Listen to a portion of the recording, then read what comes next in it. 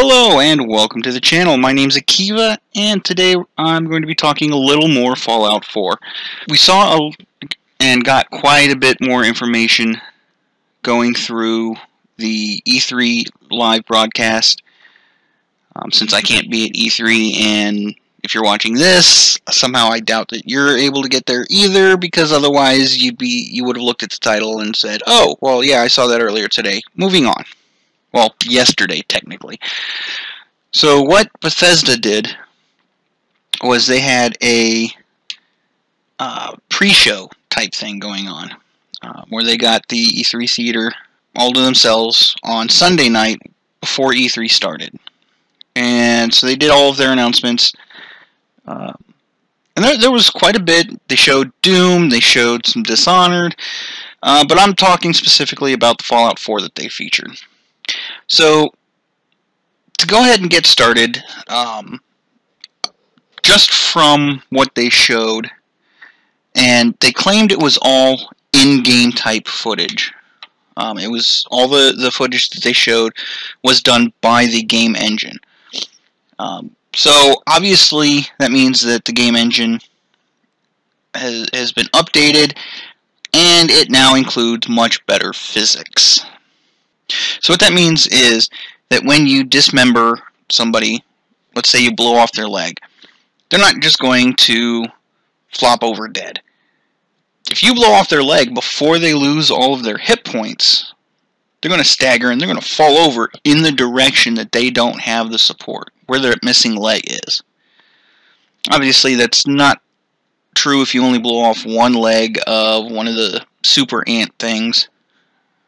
Or a rad roach, where they have like 6 legs, but it will have an actual impact. That's really going to play into, well, for me at least, play into tactical considerations.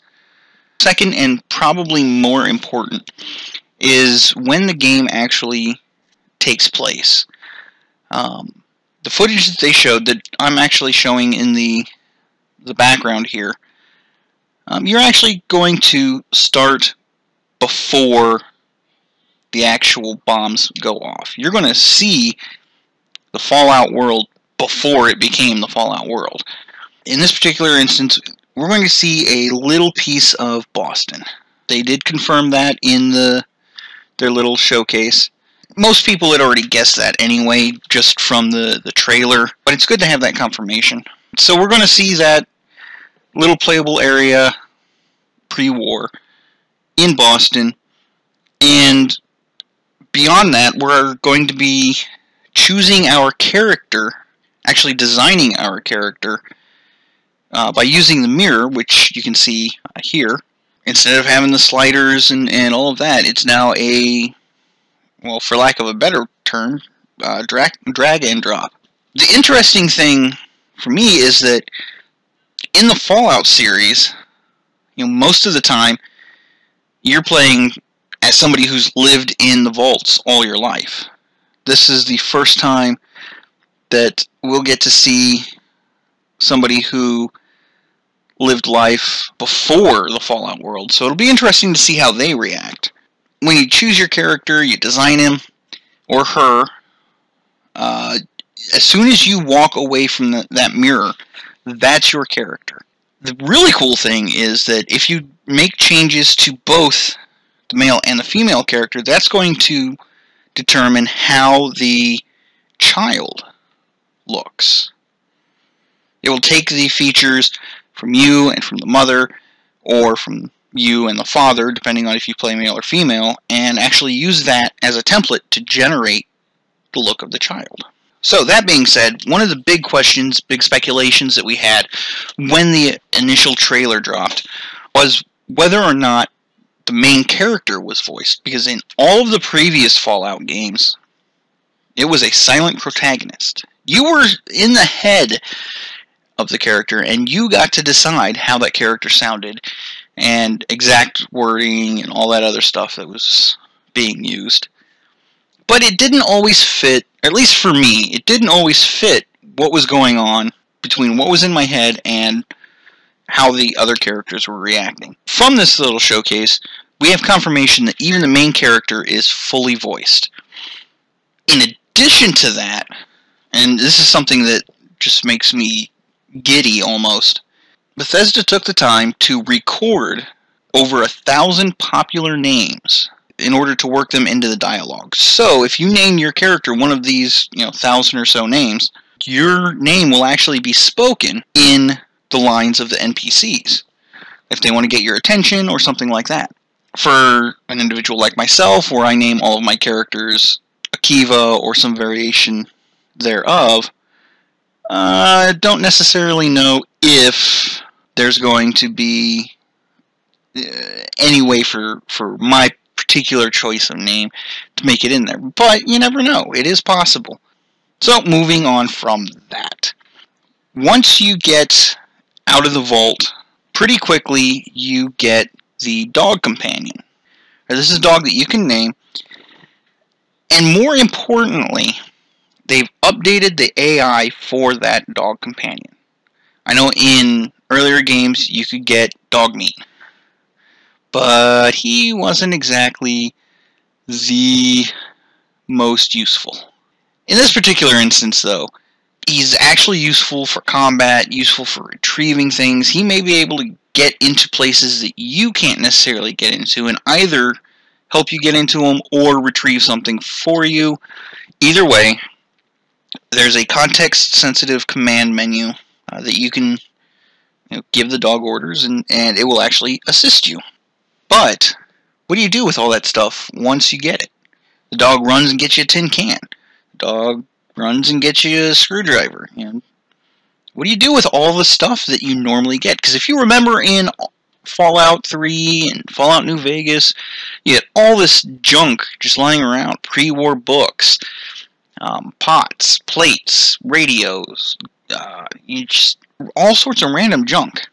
Well, in Fallout 4, it's been confirmed that you can actually use that, break it down into salvage, break it down into component parts, and use those parts to modify or upgrade your weapons, or use it to build parts and pieces of a home base.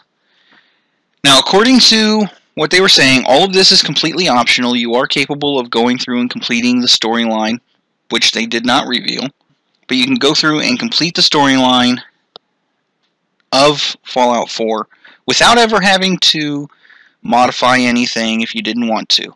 It does give you damage bonuses to modify your weapons, so you may want to get into that at least. But if you want to build your own house or your own base sort of thing, as you can see on screen, you can do so.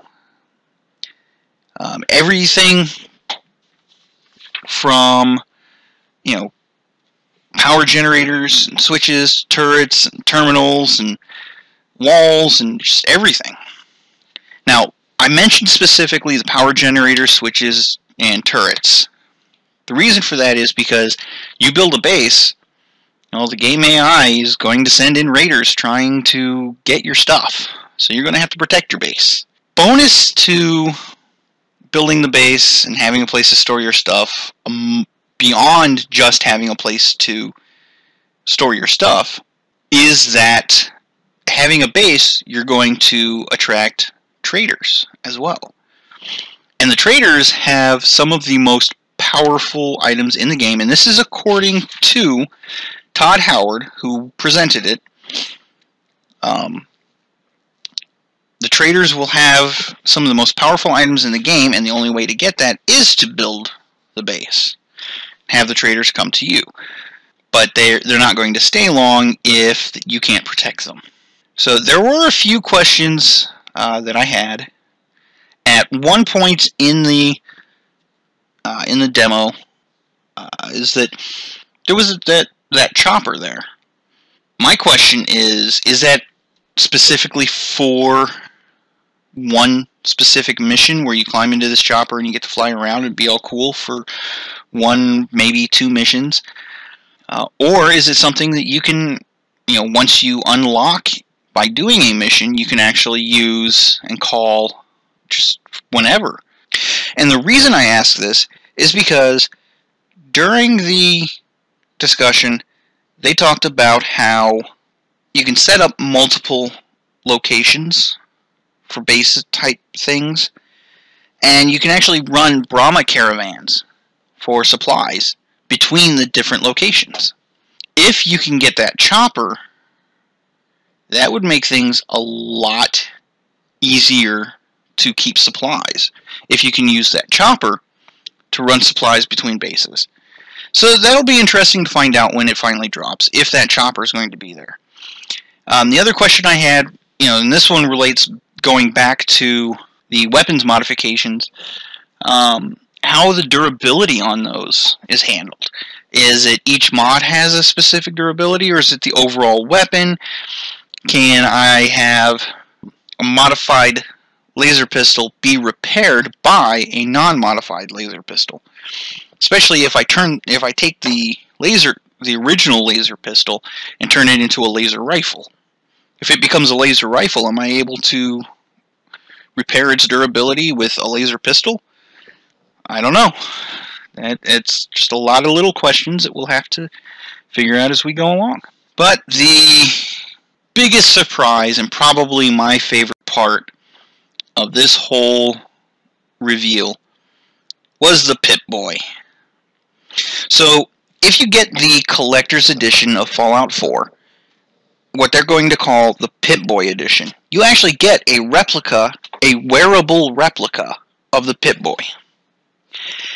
Now, the top will hinge open, and you can put a smartphone into that Pip-Boy, and there's a free app that's going to be live with Fallout 4 when it releases, where you can actually sync it with your game, and anything that you would normally do with the Pip-Boy in-game, you can do on your smartphone.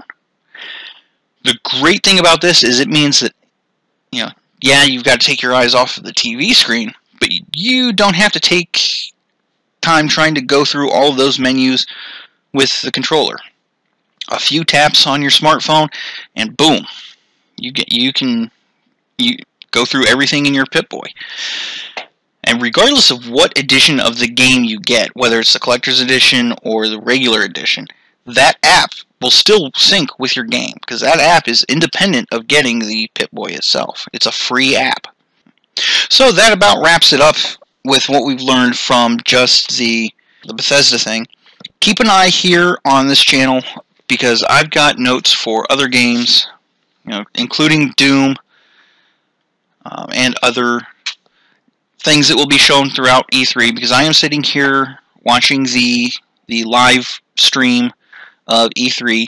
So hopefully I'll be able to get these videos out a little sooner. Unfortunately, I wasn't aware that Bethesda was doing something last night because I had other things going on. But now that I know exactly where to find all this information, I will pass it on as best I can for those of you that aren't able to see the stream. And if you do want to see the stream yourself, you can join me on my Twitch channel, and I will leave that link down in the description below. And I hope to see you guys there. But until next time, kick back, relax, and enjoy your games.